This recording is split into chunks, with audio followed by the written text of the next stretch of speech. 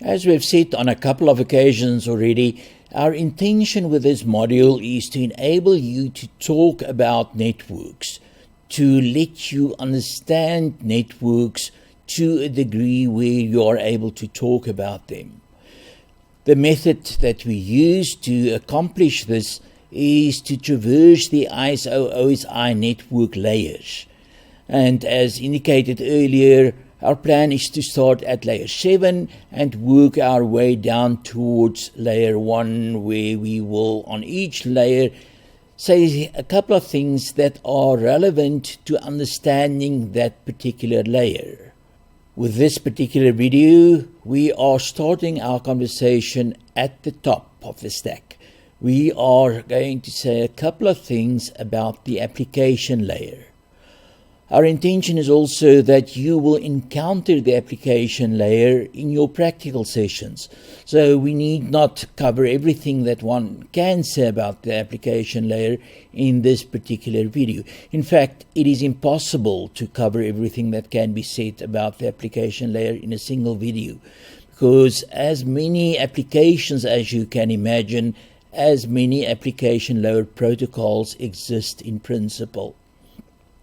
In many cases, application layer protocols will be shared because, as we also said previously, an application often fulfills multiple functions, and we are interested in the network-oriented portions of those functions. So if you think about an application such as a web browser, then it can act as an FTP client, it can be used to browse the web, and it may be able to do quite a couple of other things.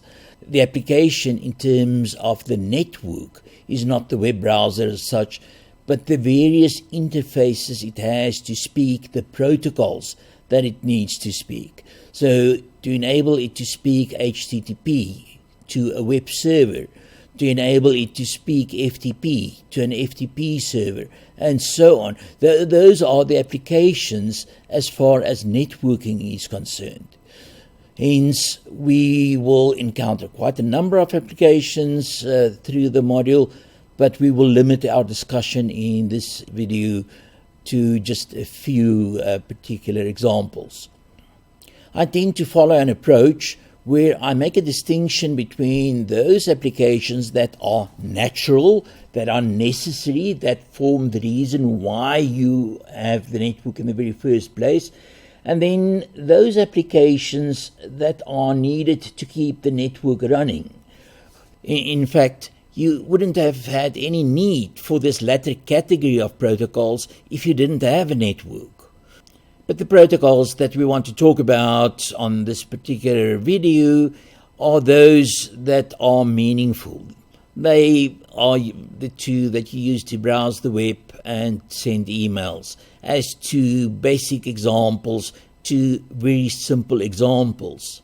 The approach that we will follow in this video is as follows.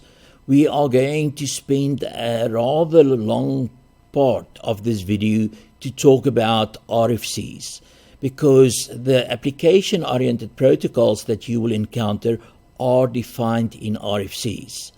Hence, we have to get you to the RFC and read the RFC along with you, because I've seen through experience that many people do not read the RFC, but they rather just want the recipe, which commands you have to send.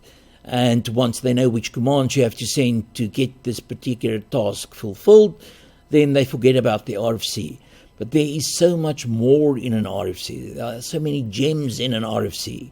So it's going to feel like a tedious reading through the RFC. I know that. But hopefully it will convince you that it makes sense to read the RFC, and that you can in fact scan an RFC fairly quickly and get to the gist of it, and then refer back to the RFC as and when necessary.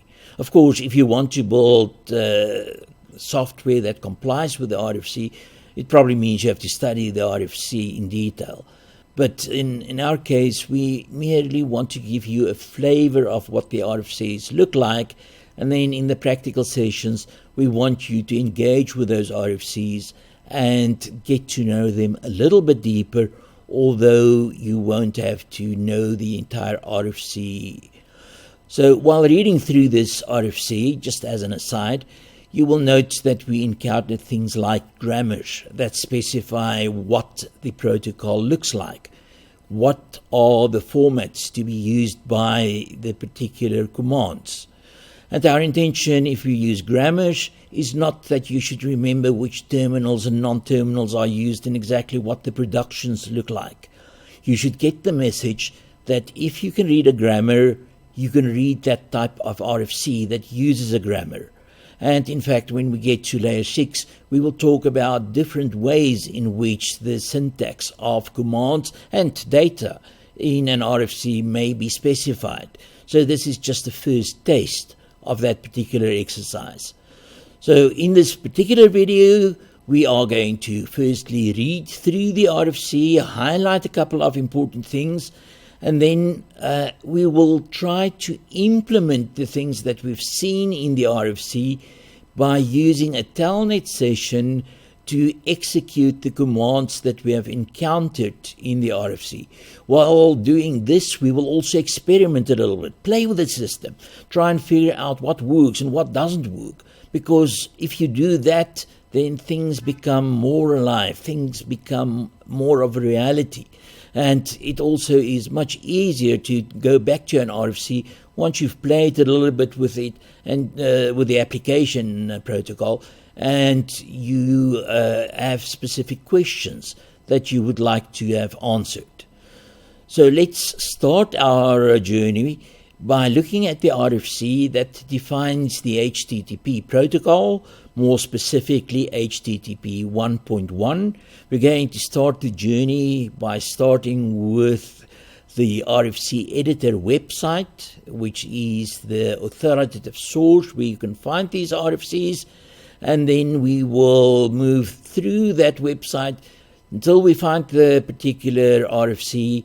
Once we found the RFC, we will study the appropriate parts in it. There will be a lot that is appropriate that we will have to skip, but time is limited. And then after we've studied the RFC, we will move on to our Telnet experiments. And once we've shown you how you can do that, you should have a pretty good feeling of how such a protocol works. We should also perhaps just indicate that, remember, some of these protocols use encrypted data, and then you cannot use Telnet to achieve this particular goal. So we have, for our purposes, to stick to protocols that use plain text. That is unfortunate, but at the very least, it gives us a learning opportunity. Enjoy.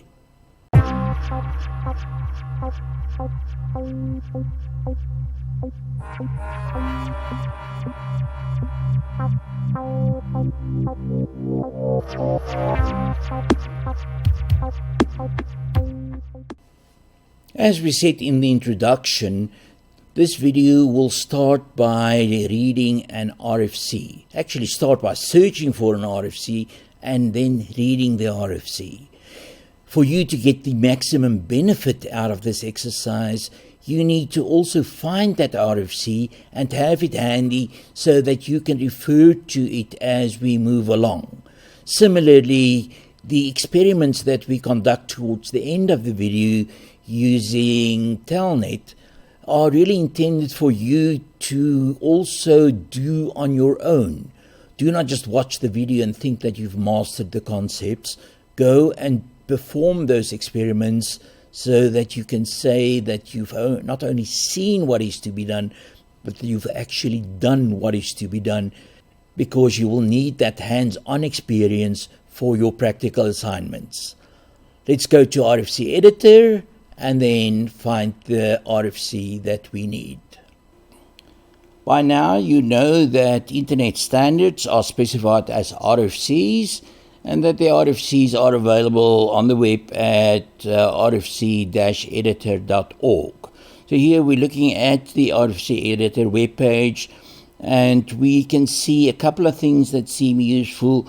At the top right-hand corner, you can see that we have the ability to search for RFCs, and that is something that we will indeed use quite often.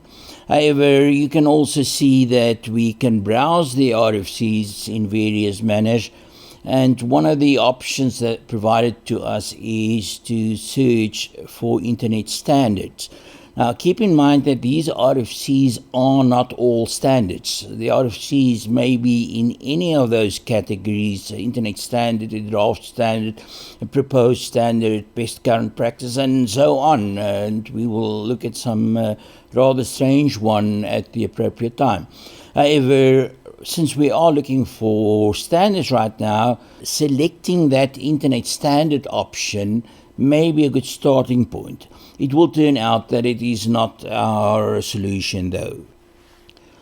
Now, when we click on that, we find a bunch of internet standards, 120. That doesn't sound like nearly enough. There must be many, many more standards, obviously.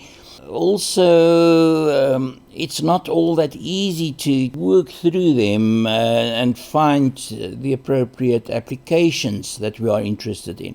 Just to illustrate what we are talking about, there you can see the Internet Protocol version 6 or IPv6 specification.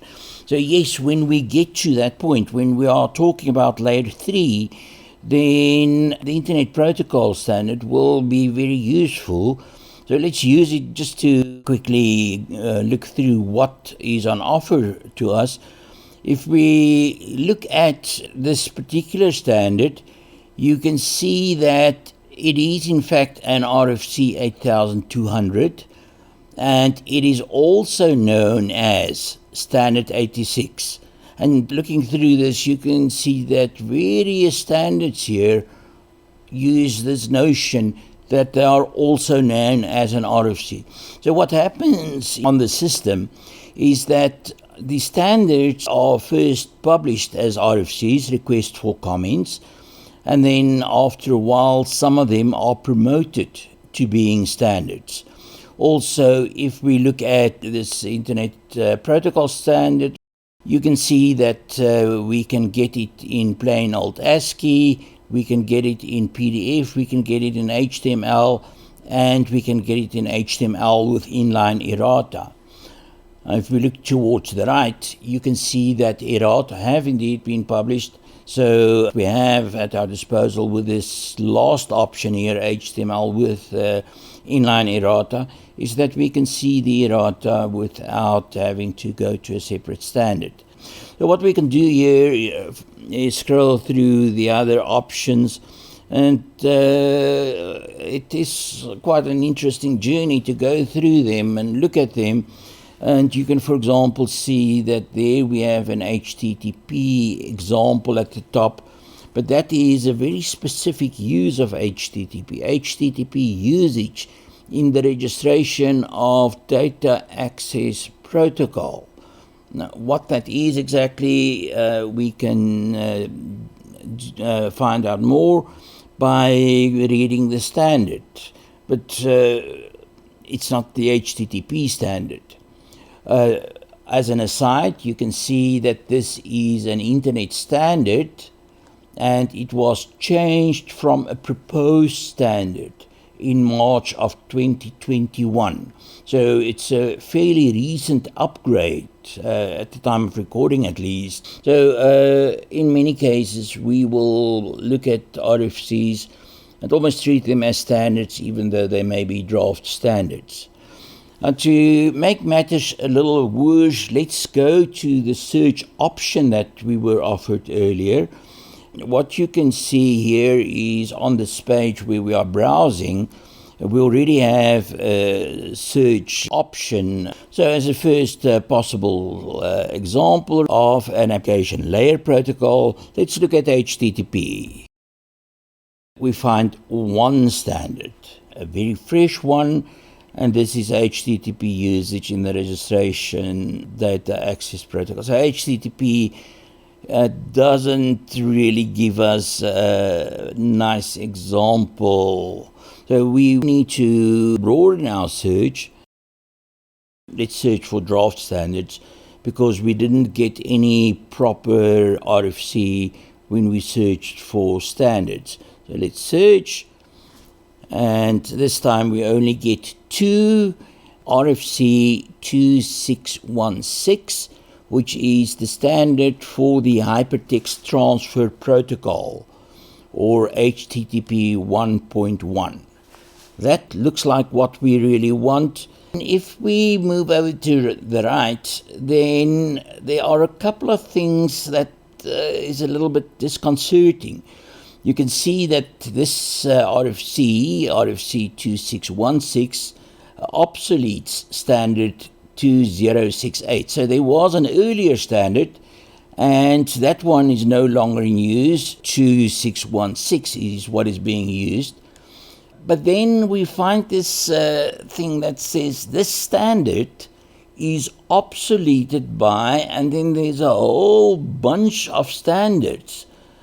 So it seems as if those standards are the ones that have taken over from this particular standard. And then we can also see that this one has been updated by various standards, and there's even some errata. So to a large extent, this is not the final answer to our quest to find the standard for HTTP. What you will see when you click on all of these that obsolete it, all of them will talk about something rather specific, such as something like authorization. So if you want to use authorization on the web, then one of those standards will tell you how to use authorization, and you should ignore what is set in this particular RFC. However, if you want to use plain HTTP, none of those that are listed as obsoleted by tell you about plain old HTTP. They only tell you about specific aspects of HTTP. Let's pick one just to illustrate the point. And there you can see that that one indeed is the one that deals with authentication in HTTP. It still is a proposed standard. It obsoletes the standard that we've just been looking at, as well as another standard. But we don't want to look at authentication. At this point, we want to find out more about the operation of HTTP. If I select the various options here in which it is available, I very often tend to select ASCII because that's the smallest, that's the easiest. But for the purposes of this video, let's select the one that has the inline errata, so we don't have to consult the errata over there and see whether any of that has any impact on us. From our initial search, it seems that it is quite a task to find the appropriate protocol on rfceditor.org. In reality, it hardly presents a real problem. You go to the search box, you enter what you are looking for. Typically, that would be the name of the protocol you want to know more about. Hit enter, and you will get a list of results. The list will be short enough so that you can immediately exclude quite a number of them, because they either apply the protocol in some way or they just talk about some aspects of the protocol. But when you find the RFC that defines that protocol, you can simply click on it and then just see whether it has been obsoleted by something else. In other words, when you find those obsoleted by links, click on them to see if there is a newer version. And if there is a newer version, you just use it. It's pretty simple stuff, actually. Let's select the one that has the inline errata. Selecting it takes us to the standard with the errata. What you see, interestingly, in bright green is that this is not official, because what they've done is they've taken the official documents, the ASCII version, for example, and then they've added all the errata to the best of their ability, but they may have made some mistake doing that, and therefore they have this disclaimer. If you're working from this standard or this rendering of the standard, you're not working from an official document. You have to go to the ASCII or PDF rendering of the standard to find an authoritative version of the standard or then of the RFC. This is our first proper look at an RFC, so let's just look at some of the aspects in it. You can see some of the details about the standard listed there. There's the number, it states whatever it obsoletes. Obviously, it cannot, at the time of publication, state what will obsolete it. And you can see that this is on the standards track. So it's not one of those that simply talk about information that may be useful or information that is best practices, but that do not form a standard as such. In the upper right-hand corner, you can see the authors of this particular standard, as well as their affiliations. And you can see these authors, in this case, come from University of California at Irvine. Also, someone who used to work for Compaq, which no longer exists in its old form, but also someone who works for W3C. There's someone from W3C and MIT, and so on. The next one is one that we will encounter a couple of times during our exploration. There's someone who works at Xerox. Now, for most of us, Xerox is a company that produces photocopying machines. But Xerox has been a very prolific contributor to the way in which the internet develops. In fact, not only internet.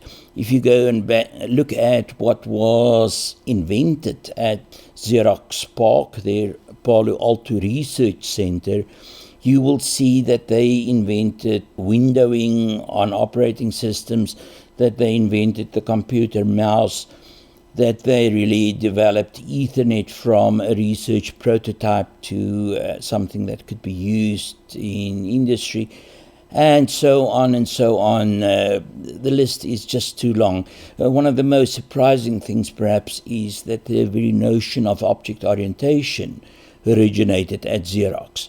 So while we said earlier in other videos that the internet was really only for universities and research institutions, obviously there were commercial companies like Xerox playing a role in the development of the internet.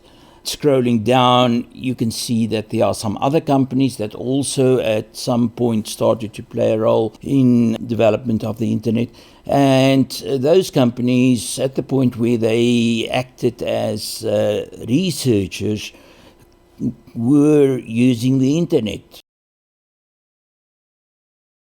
Now, going back to our RFC more generally, there's the title. You can see that this is the Hypertext Transfer Protocol, HTTP 1.1, that is being defined under the category or heading of status of this memo.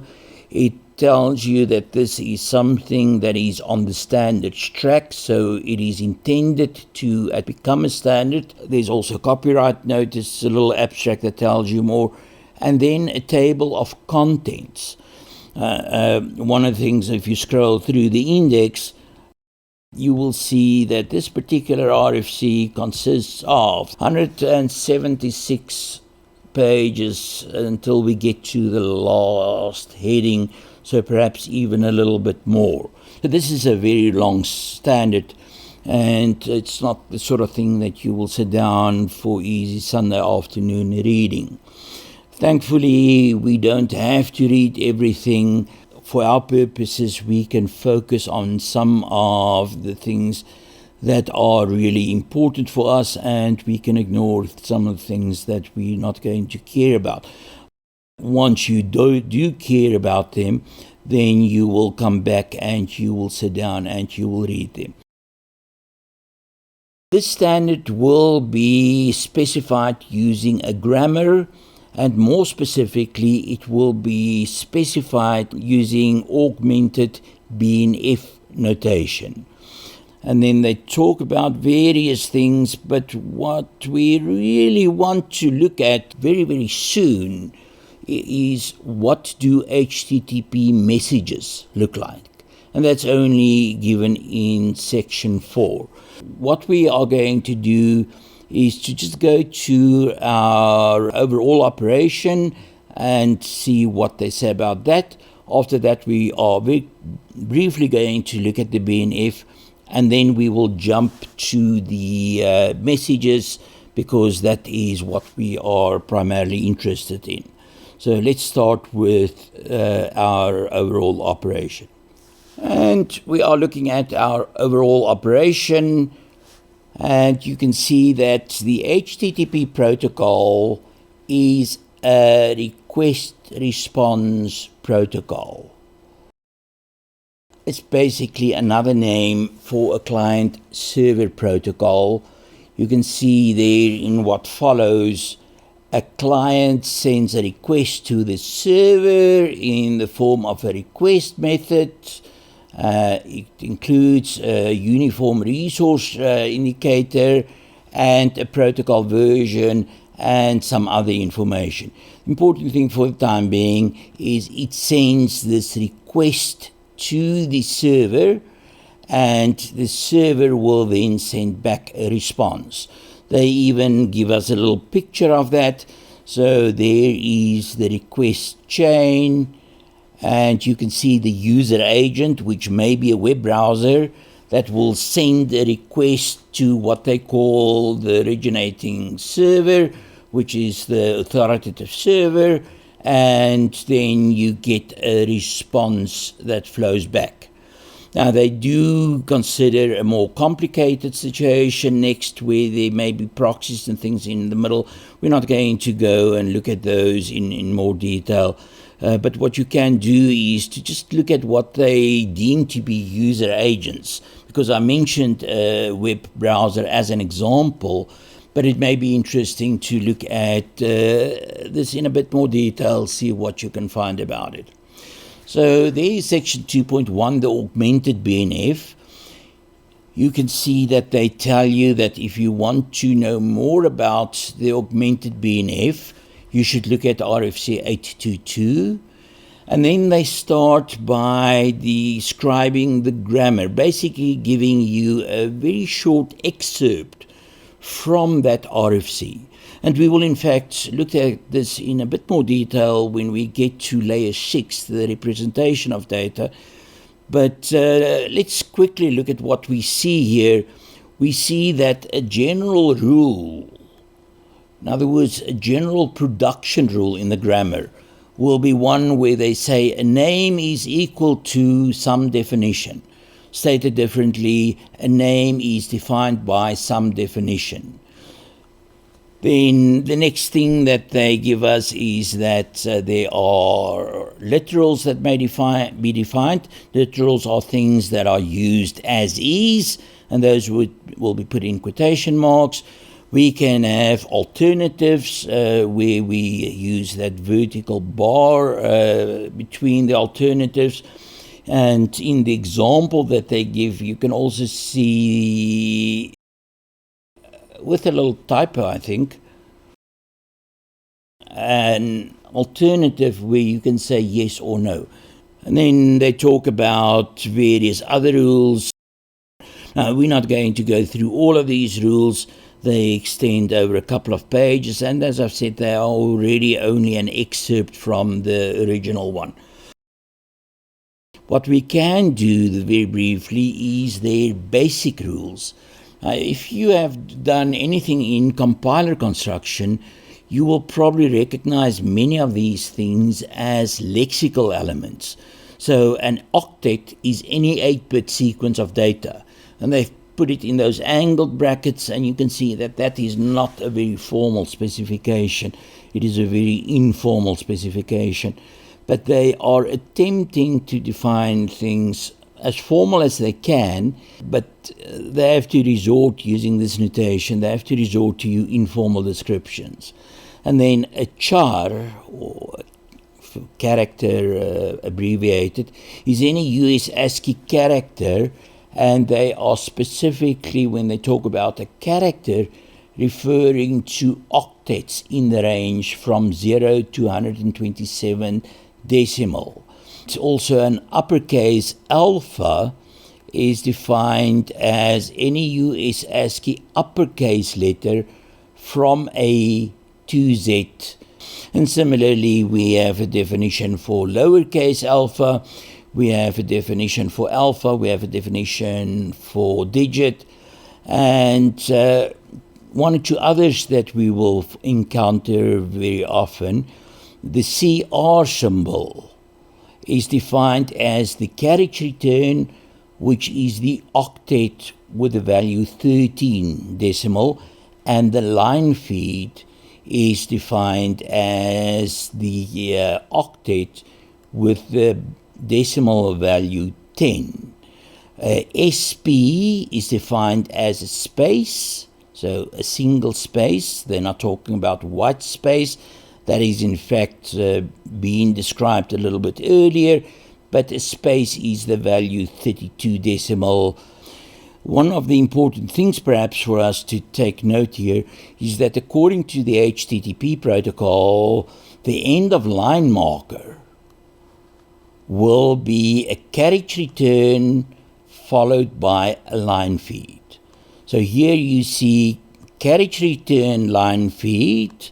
So that's the name of a variable, is defined as, and there's the definition, carriage return followed by line feed, where carriage return has been defined up there and line feed has been defined up there. So this is an example of a production. In fact, all of the lexical definitions up there were also productions, but they were rather informal. This is more what we expect in terms of a formal definition. So one of the things that you know already is when you send a request to a server in HTTP, you have to send out a carriage return and a line feed. Now, if you simply do a write line or a print line or a cout or whatever you are using as your programming language, that programming language may just send out, let's say, a line feed. And the standard says you also have to send out a carriage return. So this is one of the causes why programs fail. You think you are writing a line to the socket on which you are communicating, but you are not adhering to the standard that consists of a carriage return and a line feed. Now, what the browser, or rather what the server will do if it only sees a carriage return or it only sees a line feed, may or may not be defined further in the standard. And if it's not defined further in the standard, then different servers may interpret that situation differently. You know what is correct, so you should do what is correct. If you do something that is incorrect, such as using only a line feed, it may still work, but it may not always work. And therefore, it is important for you to adhere to the standard. Scrolling down here, we will find quite a couple of other of these low-level specifications, and there's no point in me reading through all of these on video. I've pointed you to the place in the standard where you should be reading this. So next couple of pages are about such things. As noted previously, I really want to get to messages, because that's where things become interesting. So let's scroll down just a little bit. Section 3 in the standard gets us to the HTTP version. As noted previously, I really want to get to messages. And here we are at the messages. And you can see that we get two types of messages: a request and a response. And once again, we have a formal grammar representation of what we are talking about with a comment afterwards to tell us what this definition is all about. So an HTTP message consists of either a request or a response. And we will eventually, hopefully, find a definition for what a request looks like and what a response looks like. In fact, they tell us that the request will be defined in section 5 and response will be defined in section 6. But before we get to that, they first talk about generic formats, generic messages, and you can see that a generic message, this is something that they will probably use when they define the request and the response, will consist of a start line, and then after the start line, there may be 0 or more of those lines, and those lines are message headers, each terminated by a carriage return line feed. So the bracket merely groups the things together. The asterisk tells us that we will have 0 or more of those. And then the carriage return line feed on a line of itself means that there is really a blank line following this initial part which forms the header. And then after the header, there may be a message body. So while we've been talking about the ISO-OSI messages, we said on all of these layers you have a header and a body or a payload. And here, even on layer 7, we see that there's a header and there may be a body. The body, the payload, may be empty, but there is provision made for it, and the header is separated from the body by a blank line. Now, the start line, the one that they indicated should be the very first line, will either be a request line or a status line. A status line will be used when we send back a response.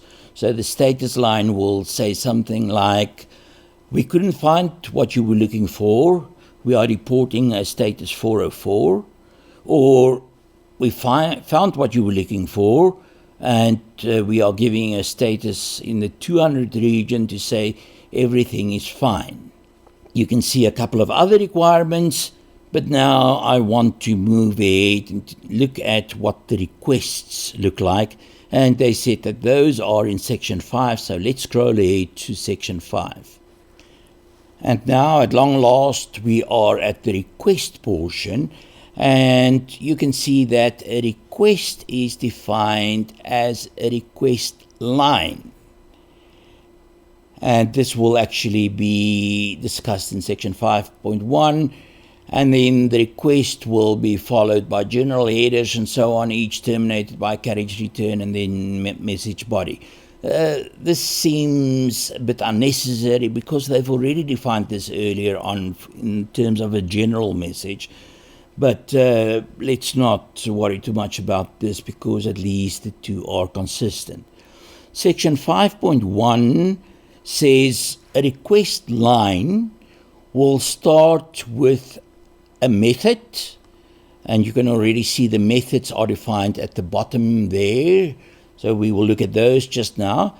And then after the method, a single space, and then there will be a request URI.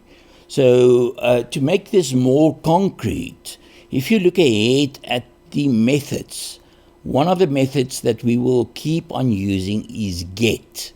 So to make this concrete, you may have a request line that consists of the word get, that is followed by a space, and that is then followed by the name of the file that we want the server to get for us. That will then be followed by a space, and that will then be followed by the HTTP version. in other words, HTTP/1.0, or more specifically for this standard, HTTP 1.1, and all of that will be terminated at long last with a carriage return line feed. Let's look at the methods that are available. There is an options, and you can go and read about that. There's the get, which is very important, which is the one we will typically use to get a resource from the other side as identified by the URI. More specifically, it will usually be a file, but it can be other things. Then there's the head that will allow us to get the header of the file without getting the entire file. And if you read through the specification, you will see that the server must implement a get and it must implement a head, but the others are optional. It doesn't have to implement all of the others. Post is used when we want to send information to the server. Now, we either can use the get. You've all seen URLs. We have a question mark, and that's followed by some parameters, and those parameters are sent to the server. We can make it less obvious what we are transmitting to the server by using the post command. There's also a put, a delete, a trace, a connect, and a couple of other options, and we're not going to go into detail about any of them. We can now proceed to the response, which is described in section 6. There is section 6, and you can see this is what we hope to get back from the server. So the response will consist of a status line. It will include possibly other header lines, each terminated by a carriage return line feed. We will have the carriage return line feed, in other words, a blank line, and then the message body. In this case, the message body will very often be the page that we requested. In particular, when we used a get, then this will be followed by, from this point onwards, we will get the page that we requested. So header, blank line, and then the page that we requested, probably encoded in HTML. To look at this status line, this very first line that we get back as a response, you can see that a status line consists of an HTTP version followed by a space, followed by a status code, followed by a space, followed by a reason phrase, and then there will be a carriage return line feed. So it will first of all tell us it's using HTTP version 1.0 or HTTP version 1.1, and then it will give us a status code and some other information that we will look at just now. So the status code is described in section 6.1.1, and very important, you can see that the first digit of the status code tells us in which class this response falls. So if we get a status code that starts with a 1, it is purely informational. Basically it tells us, yes, it heard us, it's continuing. Not much to that. Then the 2, in other words, a status code like 200 means success. It all worked out, what you requested has been done. For example, if you requested a page to be sent to you, in other words, you've sent a GET request, then you will have the page attached as the payload to this message. A 3 series error tells us that there is a redirection. In other words, this server is not going to answer your request, but it knows which server can do that, and that server will therefore respond to your request. These are ones that you hardly ever see because your browser will typically, when it gets an error in this sequence, in this series, it will simply say, okay, let's ask that server, and it will proceed from there. By the way, the same is true. If it's successful, we usually don't see the code. We'd rather see the web page displayed or whatever is to be done. But when we start to use Wireshark to trace the messages, we will very clearly see the 200 messages coming through, and you may even see the 100 range messages coming through. Then the 4 series we are all familiar with. The best example is arguably 404, page not found. So if we get a 404, it will tell us typically that it couldn't find the page, and therefore it can't deal with it. But we will just now look at other request codes or status codes as well. And then the 5 series is a server error. It tells us very often that the server is busy and therefore couldn't process your request or something like that. So to be more specific, there you can see the status code being defined, and you see the typical 100 and 101. So those two are possible series 1 or series 100, if you wish to call it 100 series errors. These are in the 200 range. These are the ones that you can look at to see what they mean. As I said earlier, we don't see that all that often because we rather see the outcome of the request. The 300 series, there you can see all the 300 type codes, and it tells you what you should do, where you are actually being referred to, and so on. So again, you can go and read through those. And then to stop for a moment at the ones that we are more familiar with, the 400 series. So 400 series may be 400, which is something you will get when you send a bad request. In other words, you've sent something through that is not a get or a put or one of the known requests, or there may even be a syntax error. 401 means it understood what you requested, but you're not authorized to get that page. There's an interesting one, 402, payment required. 403, forbidden. So what the difference between unauthorized and forbidden is, I'll leave up to you to figure out. There is the 404 that we refer to so often. You can see that in general it is not found, because usually we request a web page, and therefore usually it means web page not found. But more generally it means not found, because we can request other things as well. And then 405, the method is not allowed. In other words, you have, for example, used a put, and the server does not implement the put command, or a post, or any one of the others that are optional. An interesting one that doesn't tell us much at all, 406, not acceptable. I don't know what that means, but clearly whatever it got was not acceptable. And then you can see the other 400 series and scroll through them, read them later on in more detail. 500 series, is an internal error on the server, or it may be that something is not implemented. So if a method is not implemented, what do you expect? A 501 or a method not allowed, 405, something for you to think about.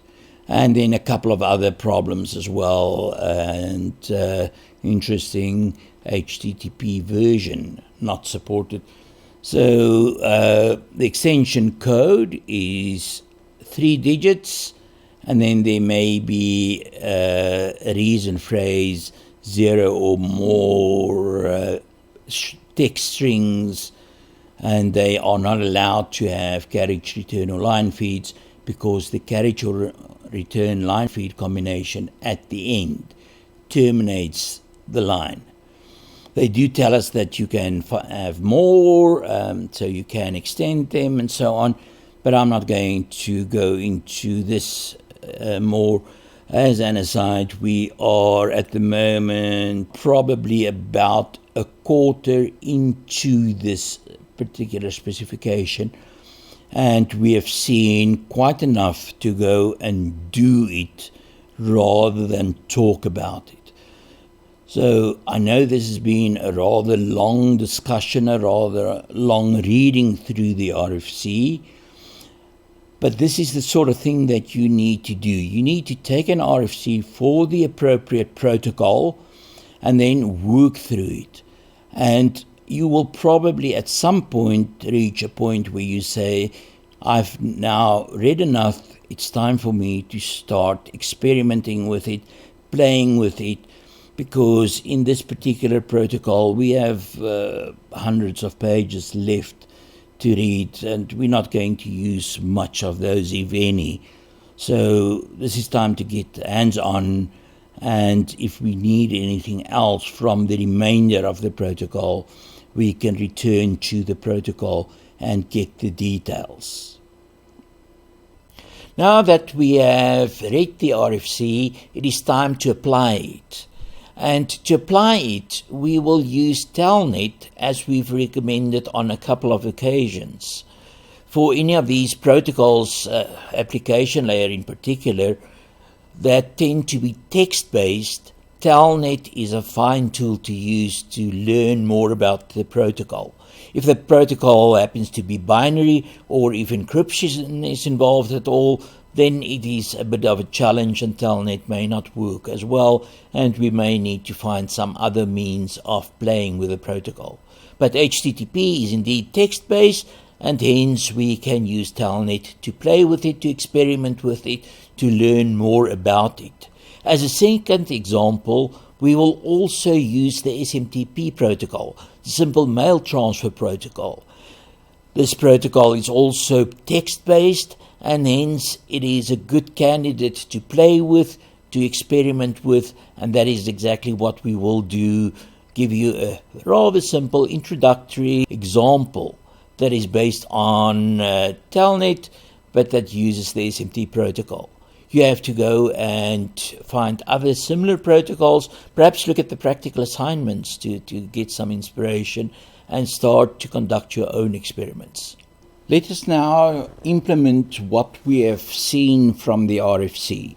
So we are going to use Telnet, as we noted earlier, to establish a connection with the host on which we are running our web server, and we will use Telnet to transport bytes or octets between the client and the destination host. In this particular case, I'm saying Telnet and then localhost, because the server that I'm going to try to use here is running on the same machine, and I am establishing a connection to port 80. The various Telnet clients do respond in different ways. This is running on Linux, so it is the GNU Telnet. And if I say enter, it will tell me various things about the client. In particular, will it tell me what the escape character is. So let's push enter and see how it does that. So what it does there, it tells me that it is now connected, and it tells me that the escape character is control right square bracket. This means if I want to talk to the client itself, I can push control and the right square bracket. And the reason why that is important is because some Telnet clients will not echo characters immediately. So when I send them to the server, I will basically be working blind. On this Linux version, it will echo locally automatically, so I don't need to change anything. But if you were doing this from Microsoft Windows, you would need to press that control or that escape sequence and then turn local echo on, else you will not be able to see anything. So let's go, and we know that an HTTP request starts with, as the simplest option, the word get. Then the next thing that I have to specify is what it should get, and the simplest is to say just give me the root of the server. In other words, probably the home page that is stored on that server, and then another space, and then I have to say which HTTP version am I using. So let's say this is HTTP/1.1, and I push enter. And then you may recall that we will have this header, and that will be followed by a blank line. Now, there's only one header that I have to provide, and that's because the server supports virtual hosting. In other words, it may run multiple web services on behalf of various domains. And I have to tell it which domain I want to look at, else it doesn't know which one to send to me. And the host on this particular one happens to be sticks.mso. And hit enter. Again, there's no positive response. And now I'm just going to hit enter so that I have this blank line. There's no payload in my request as such. So the moment when I hit enter, I will expect the response to be returned. And there you can see that it responded, and there it also closed the connection to the foreign host. So it serviced my request, and then it completed the connection. And if you read the RFC, you will see that's the simplest possible setup. I can scroll through this, but unfortunately, you can only see the start of the document here.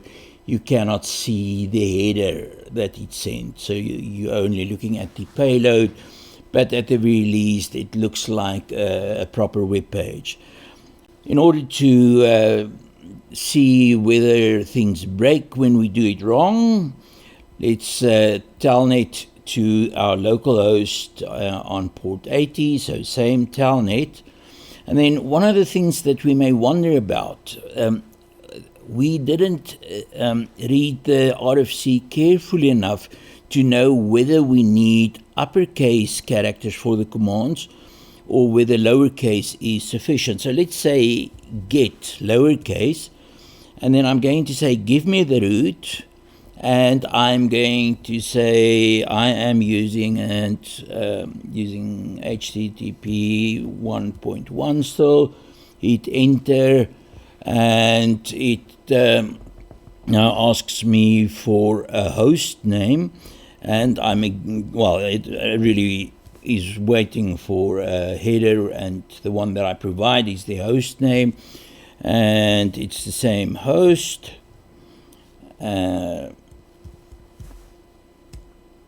And then the blank line.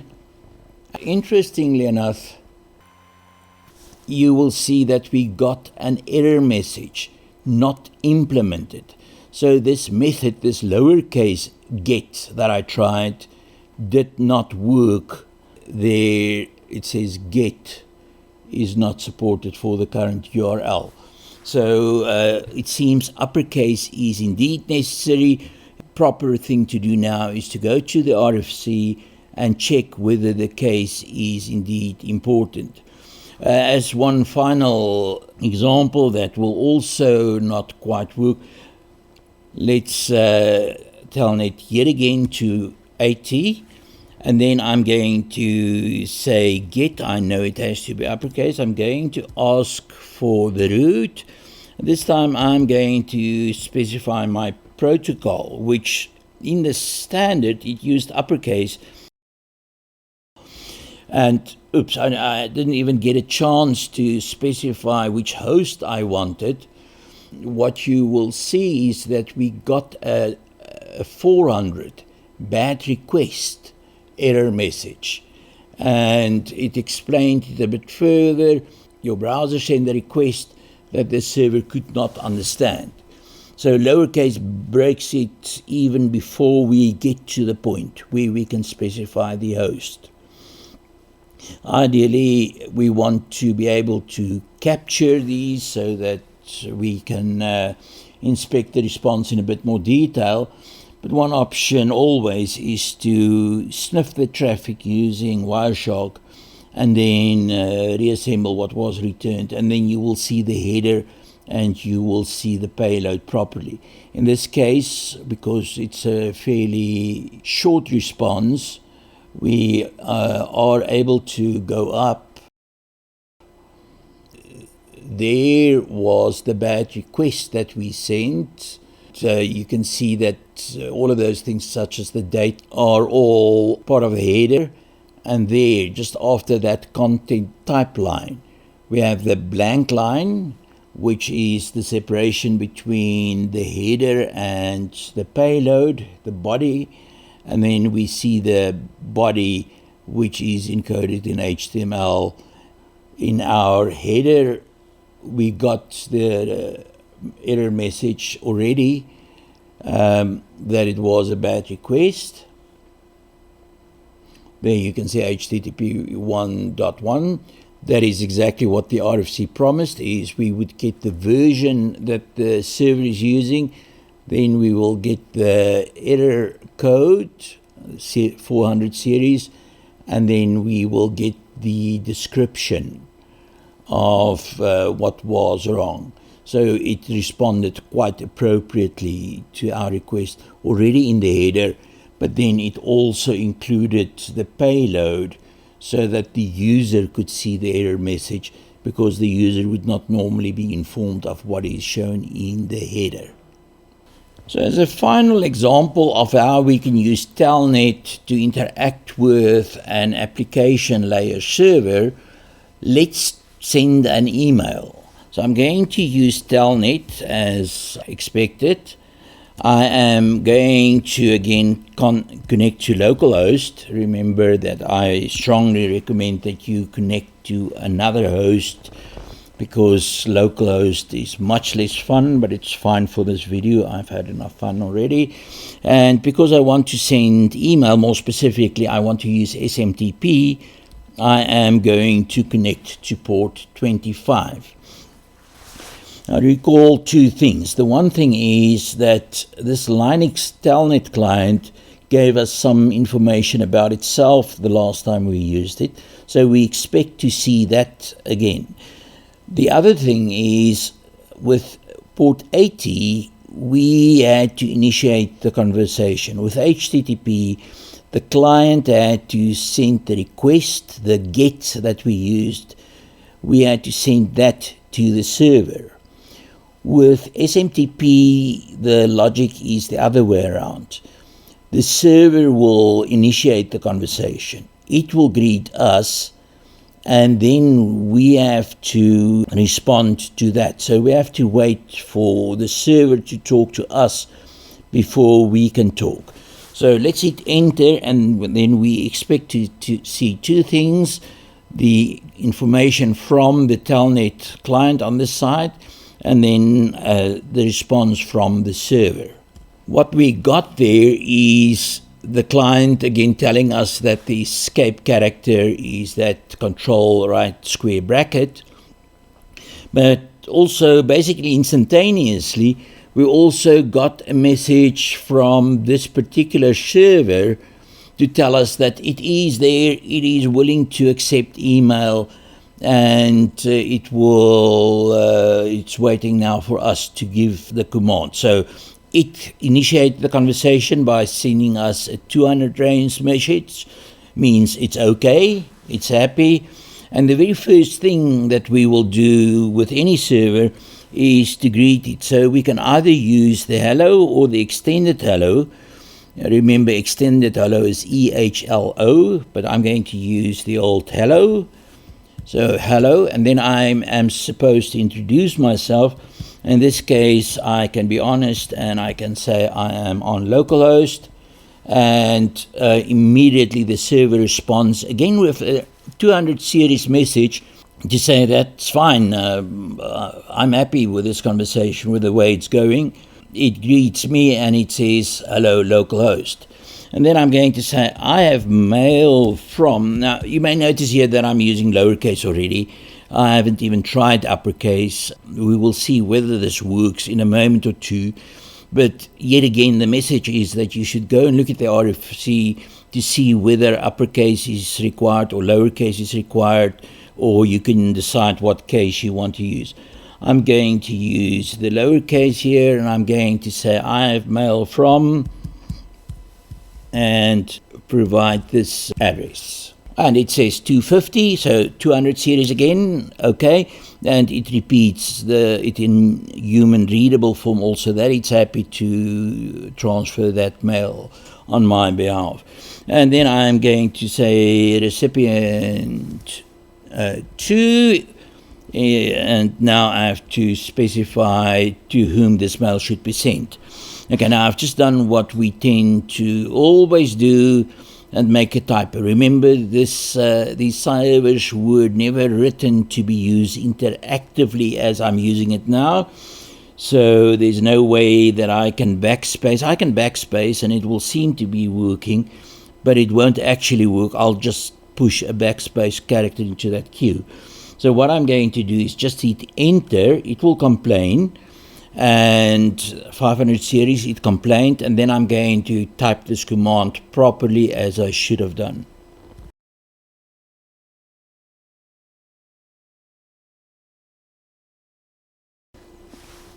Okay, and there my recipient is specified. Interesting, I left a space between the colon here with the recipient to, and I didn't leave a space when I said mail from. So again, that is a variation that you should go and check to see whether that is acceptable or not. And the only way to check that authoritatively is to look at the appropriate RFC. The server is happy. It gave me a 250, so it's a 200 series error, which as always means go ahead, I'm happy, things are working out for me. And it accepted the recipient address. So I can now proceed and say data, which introduces the body of the email message. Now what I should do at this point is to enter the email in the appropriate format. That would be in the format that you would normally see when you look at an email message in a raw format.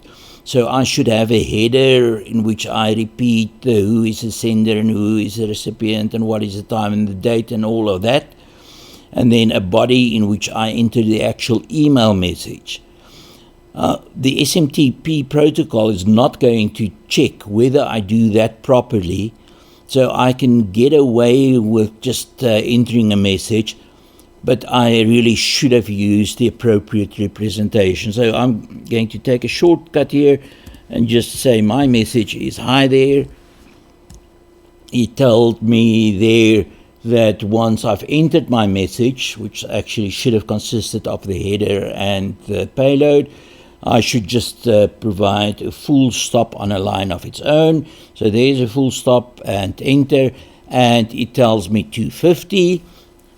200 series error code, it's happy. It tells me that in human readable form as well, okay, things are okay. And it tells me that this email has now been queued for delivery, and it gives me the ID number in the mail system for this particular email. I can go on now and I can provide other recipients and their email messages and send a whole session of emails. In this particular case, I think one email is good enough, so I can say quit, and we've lost that connection message, or the connection has been closed by the foreign host. The message has now been sent out on its way. If that email address exists, it will be delivered.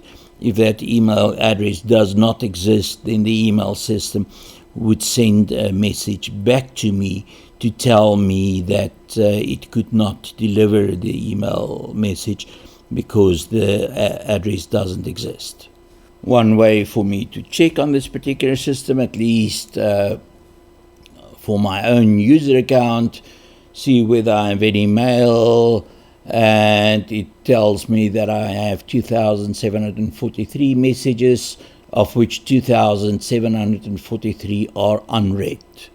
So I can check this for error codes and so on, whether I got a response. Maybe the easiest is just to finish this video rather than start reading email. Wow, that must have been a long and hard video for you to watch, because we stuck so closely to the text.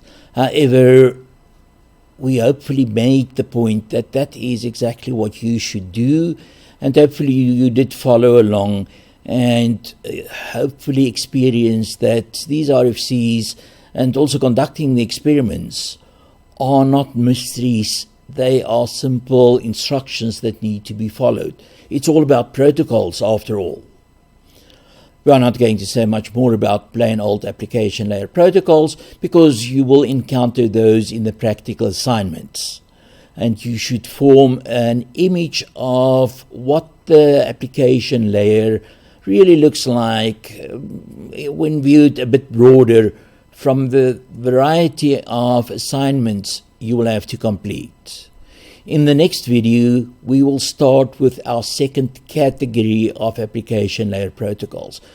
Application layer protocols that are indeed application layer protocols, just like any other application layer protocol, but protocols that are required to get your network running and to keep your network running. In other words, those protocols that are required by the network to perform its functions. See you soon.